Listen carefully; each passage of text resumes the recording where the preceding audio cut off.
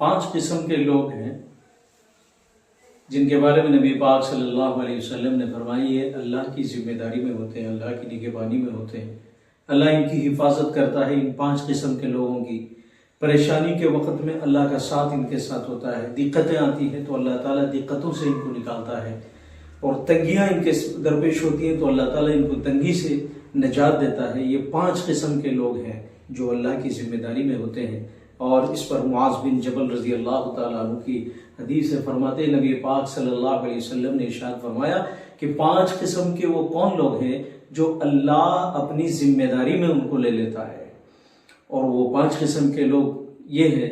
Number 1، وہ شخص جو اللہ کے راستے میں نکلتا ہے تو وہ اللہ کی ذمہ داری میں ہوتا ہے۔ اب اللہ کے راستے میں کوئی بھی دین کے کام کے لیے نکلا تو وہ اللہ کا راستہ ہے۔ طالب علم اگر علم حاصل کرنے کے لیے نکلا تو اللہ کا راستہ ہے، مجاہد جہاد کے لیے نکلا تو اللہ کا راستہ ہے، دین کی دعوت اور تبلیغ کے لیے نکلا تو وہ اللہ کا راستہ ہے، سماجی خدمات، لوگوں کی مدد اور تعاون کے لیے نکلا ہے تو وہ بھی اللہ کا راستہ ہے۔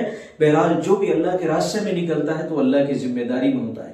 نمبر 2، وہ شخص جو کسی بیمار کی عیادت کے لیے جاتا ہے تو وہ بھی اللہ کی ذمہ داری میں ہوتا ہے۔ نمبر 3، وہ شخص جو کسی امام کو مدد کے لیے جاتا ہے، امام کی مدد کرنے کے لیے جاتا ہے تو وہ بھی اللہ کی ذمہ داری میں ہوتا ہے۔ اور نمبر 4، وہ شخص جو صبح اور شام مسجد کو جاتا ہے۔ یہ مسجد کو جانے کا مطلب ہے کہ یہ نماز کا وہ عادی ہو، نماز کے لیے وہ مسجد کو جاتا رہتا ہے صبح اور شام، تو ایسا شخص بھی اللہ کی ذمہ داری میں ہوتا ہے۔ نمبر 5، وہ شخص جو ان میں سے کوئی کام نہ کرے، صرف گھر میں بیٹھا رہے اور کسی کی غیبت، چغلی، برائی نہ کرے، تو ایسا شخص بھی اللہ کی ذمہ داری میں رہتا ہے۔